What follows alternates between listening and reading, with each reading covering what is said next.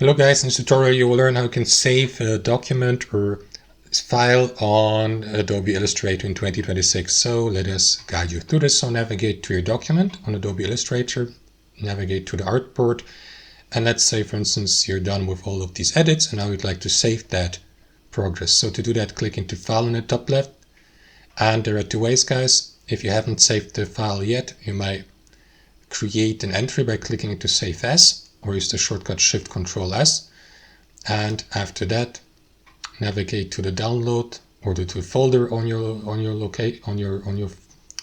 device, to the given location. Select the file like here, file type SVG for instance, and click into Save to save it. And after that, guys, once the given file has been created, click into File here, and you may click into Save to save the given file in the same directory on your device. And that's it. Thanks for watching, and I'll see you next time.